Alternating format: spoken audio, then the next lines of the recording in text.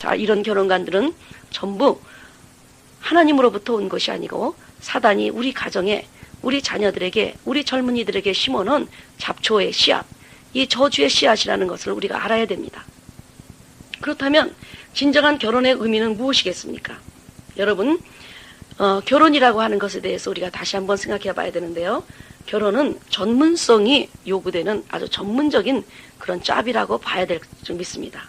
전문성이 요구되는 공동체의 삶이라는 것입니다. 우리가 나 혼자 살 적에는 별로 불편함이 없습니다. 그러나 둘이 살 적에는 서로가 서로를 이해하고 그리고 관계를 잘 맺어가면서 살아야 됩니다. 셋이 살 때는 더 그렇고 4명이 살 때는 더욱 많은 어떤 원리가 적용이 돼야 됩니다. 그러므로 이 함께 산다라고 하는 이 공동체의 삶이라는 것, 전문적인 어떤 지식이라든지 훈련이 필요하다는 것입니다. 자, 제가 목사가 되기 위해서 13년이라는 세월을 신학을 공부했습니다. 그리고 또 우리가 하수도를 고치는 사람도 몇 년을 일해야 라이센스를 받습니다. 의사가 되기 위해서 몇 년을 투자합니까? 또 우리 집에 전기를 가설할 수 있는 전기공이 되기 위해서도 몇 년을 훈련을 받아야 될까요? 여러분, 또 조종사가 되기 위해서도 얼마나 많은 훈련을 받아야 될까요? 그런데 우리 가정은 그런 전문성이 없기 때문에 마치 아무 지식이 없고 훈련이 없는 조종사가 운전하는 비행기와도 같은 신세가 바로 우리 가정의 모습입니다. 여러분, 전문성이 없는 그런 조종사가 운전하는 비행기를 타기를 원하십니까? 여러분, 이것이 바로 우리 가정이라는 그 위기에 처한 우리 가정의 모습입니다. 마치 이 비행기 조종석에는 이 남자와 여자가 앉아있는데 그 젊은이들은 한 번도 운전을 해보지 못한 그런 젊은이들이 큰 비행기라는 가정을 운전하겠다고 조종석에 앉아있는 모습, 그것이 바로 우리 가정이라는 모습입니다. 얼마나 두렵고 떨리는 일입니까? 그렇기 때문에 그 비행기가 날아가다가 곤두박질하고 땅으로 추락하지 않는 것이 정말 이상할 정도입니다. 여러분, 가정은 생명을 낳고 공동체가 하나님의 말씀대로 살아가는 언약 공동체로서 전문성이 요구됩니다. 우리가 이 가정이 되기 위해서 이 전문적인 것을 훈련하지 않으면 안 됩니다. 그러므로 여러분, 우연히 잘 되겠지, 운이 좋으면 결혼 생활 잘 해나가겠지. 여러분, 운이라고 하는 것은 우리 기독교 삶에 없습니다. 이 운은 그 Spirit of Fortune이라고 하는 그런 귀신의 역사입니다. 럭이라는 것, you are so lucky, 그것도 우리에게는 없습니다. 럭키하기 때문에 우리 가정생활이 잘 이루어져 나가는 것이 아닙니다. 어떤 전문적이고 성숙한 어떤 우리 훈련이 우리에게 있지 않는 한 행복한 가정생활을 이끌어갈 수가 없는 것입니다. 또한 가정은 하나가 되기 위한 것입니다. 여러분, 너와 나가 하나가 된다라는 것입니다. 그러므로 결혼은 전도도 아니고 운동도 아니고 사업도 아닙니다. 결혼은 두 사람이 그리스도 안에서 하나로 연합되는 과정을 의미합니다. 그리고 사도 바울은 이것을 그리스도와 교회의 비밀이라고 선포했습니다. 이 교회와 그리스도가 하나 되는 비밀, 이것을 우리가 나중에 남편과 아내에 대해서 배우면서 다시 한번 깊이 들어가 보도록 하겠습니다. 즉, 남편과 아내가 하나가 되는 과정을 통해서 그리스도와 교회가 하나가 되는 그 비밀을 깨닫게 된다는 뜻입니다. 여러분, 하나님은 남자와 여자라는 이미지를 만들어 주셨습니다. 하나님은 이렇게 남자와 여자 따로따로 한 성으로 당신을 표현하실 수 없는 분입니다. 남성적인 것, 여성적인 것, 부성적인 것, 그 다음에 어머니, 모성적인 것을 함께 갖고 있는 주님께서 우리에게 두 이미지로 나누어 만들어 주셨습니다. 이 둘이 하나가 될 때 비로소 하나님의 한 형상을 우리가 온전하게 회복할 수 있는 것입니다. 그러므로 결혼은 하나님 앞에서 일생을 함께 하기로, 일생을 하나가 되기로 결단하는 신성한 그런 언약의 시기입니다. 하나님 앞에서 약속하는 것입니다. 그러므로 이 결혼을 우리가 내가 전도하기 위해서, 그래, 그 사람 전도해서 믿음의 사람을 만들 거야. 아니면 나는 결혼하자마자 내가 주도권을 잡을 거야.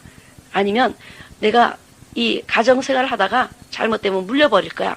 등등의 이런 왜곡된 결혼생활에서 떠나서 하나님 앞에서 신성하게 하나가 되기로 약속한 그런 전문적인 어떤 언약의 공동체인 것을 깨달아야 될 줄 믿습니다. 그리고 결혼은 일생을 함께하기로 한 언약입니다. 여러분, 우리가 일생 동안 함께하는 것은 그렇게 많지가 않습니다. 사실 부모님도 우리와 일생 함께할 것 같지만은 결국에는 또 우리를 떠나게 됩니다. 그런데 결혼 생활은 죽음이 우리를 갈라놓을 때까지 두 사람이 일생 동안 관계를 갖도록 하나님 앞에서 또 증인들 앞에서 약속하는 것입니다. 그러므로 일평생 살아가야 하기 때문에 여기에 조건이 있습니다. 사랑이라는 조건입니다.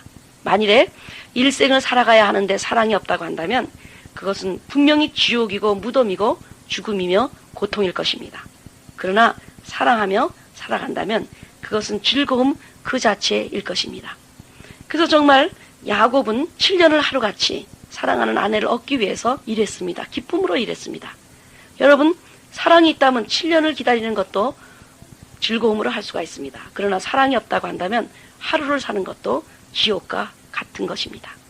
여러분, 이제 이 결혼 생활을 새로운 이런 그리스도의 원리 안에 세워져가는 여러분들 되시길 바랍니다. 마지막으로 왜곡된 결혼관, 자기가 승리하겠다, 내가 이기겠다, 그런 왜곡한 결혼관을 갖고 있지만 이 결혼은 함께 세워나가는 게임입니다. 승리하는 게임입니다. 그러므로 이미 만들어진 어떤 그 상품화된 결혼 생활이라는 것은 없습니다. 함께 만들어져 가고 함께 세워져 가는 겁니다. 그러므로 만일 오늘 우리가 결혼한다고 한다면 함께 기초 작업을 해야 됩니다. 함께 기둥을 세우고 함께 지붕을 덮어야 됩니다. 그래서 함께 하는 것이고 함께 집을 세워져 가는 작업이며 함께 승리자가 되는 작업입니다. 누구 하나가 승리자가 될 수가 없습니다. 그렇다면 한 사람은 비참한 실패자가 될 것입니다. 두 사람이 자신의 생명과 인격과 땀을 가지고 함께 지어져가는 집이며 주님의 도움을 받으면서 함께 세워가며 죽음이 우리를 갈라놓을 때까지 함께 노래하며 사랑하며 걸어가는 길입니다. 여러분, 왜곡된 결혼관을 가지고 출발하는 가정은 분명히 왜곡된 가정이 될 것입니다. 삐뚤어진 결혼관 위에 집을 세우면 그 가정은 뒤틀려서 쓰러지게 될 것입니다. 그리고 모래 위에 만일 가정을 세웠다고 한다면 분명히 그 가정도 언젠가는 무너지고 말 것입니다. 여러분, 결혼관은 앞에서도 말씀을 드렸습니다마는 결혼이라는 가정, 이 집을 세워져가는 초석이고 기초입니다. 그러므로 건강한 결혼관을 가진 부부는 건강한 가정을 이루게 되고 병든 결혼관을 가진 사람은 병든 가정을 낳게 되고 병든 자녀들을 키우게 되는 것입니다. 이제 건강한 결혼관을 알고 그 위에 가정을 세워나갈 때 많은 가정의 역기능이 예방될 뿐만 아니라 또 순기능으로 바뀌게 될 줄 믿습니다. 그러므로 이제 왜곡된 결혼관이 어디로부터 왔는가, 누구로부터 주어졌는가 하는 것이 중요합니다. 이것은 사단으로부터 나왔습니다. 그 목적과 동기가 너무너무 분명합니다. 하나님의 나라를 파괴하기 위한 기초 작업입니다. 사단은 가정의 기초가 쓰러지면 한 가정이 쓰러지고 그 가정이 쓰러지면 다른 가정이 쓰러져서 하나님의 나라가 마치 뚝의 제방에 조그만 그런 구멍 하나로 모든 뚝이 무너지는 것처럼 하나님의 나라의 기초가 되는 이 벽돌 한 장 한 장이 무너질 때 그 하나님의 나라가 더 이상 확대될 수 없다는 것을 알고 있습니다. 그래서 아담의 가정이 쓰러지면서 그 족보가 죽음의 족보로 전락하게 되었습니다. 가정을 정복하면 그 가정이 죽음의 족보에 들어갑니다. 뒤틀린 것을 정상이라고 하고 정상인 것을 뒤틀렸다고 하는 사단의 전략을 분별하고 대처해야 합니다. 그러기 위해서는 성경적인 건강한 결혼관을 갖는 것이 중요하며 결혼의 가치에 대한 성경의 선포를 들어야 되는 것입니다. 여러분, 오늘 우리는 왜곡된 결혼관에 대해서 공부를 했습니다. 다시 정리해보면 결혼은 운동 시합이 아닙니다. 또한 결혼은 소유하기 위함이 아닙니다. 또한 결혼은 다시 물릴 수 없습니다. 결혼은 혼자 사는 것으로부터의 도피는 아닙니다. 결혼은 끝이 아니라 시작입니다. 또한 결혼은 전도가 아닙니다. 안 믿는 사람과 결혼하면서 내가 저 사람 전도할 거야. 그러나 결혼을 전도하기 위해서 주님이 결혼을 세워준 것이 아니고 둘이 한 몸을 이루어 전도하는 팀이 되라고 우리를 결혼 생활로 이끌어 주신 것이지 내가 아내가 남편을 전도하기 위해서 결혼하는 것이 아닙니다. 결혼은 전도가 아닙니다. 우리가 결혼해서 어떤 행위를 통해서 전도한다고 하는 것은 그것은 말이 안 됩니다. 영적인 성장도 시간이 필요하기 때문에 우리는 영적인 수준이 비슷한 사람들과 결혼해야 한 몸을 이루어 나갈 수가 있는 것입니다.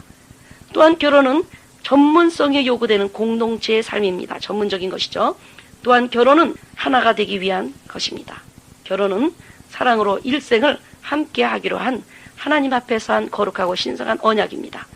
그래서 사회에서 한 컨트랙이라든지 사회 계약은 깨고 다시 시작할 수 있지만 하나님 앞에서 한 신성한 언약은 갈라설 수가 없습니다. 결혼은 함께 세워나가는 것입니다. 오늘 우리 왜곡된 결혼관을 공부하면서 우리가 잘못된 결혼관을 갖고 가정을 출발한다라는 것이 얼마나 무서운 것인가, 얼마나 두려운 일인가. 그것은 아예 무너질 것을 예상하고 집을 지어져 나가는 것을 오늘 깨달았습니다. 여러분, 빨리 가는 것이 중요한 것이 아닙니다. 제대로 가야 되고 바르게 가야 되고 그리고 주님 안에서 걸어가야 됩니다.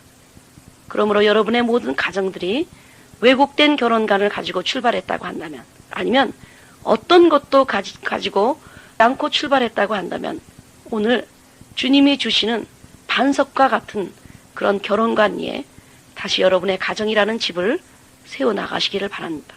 그렇다고 한다면 지금 무너져 내리려고 하는 이 가정이 주님이 주신 설계도 위에 다시 세워질 때 이제 우리 가정에도 소망이 있을 뿐만 아니라 정말 에덴에서 누리는 모든 행복을 누리는 날마다 잔치하는 가정이 될 줄을 믿습니다.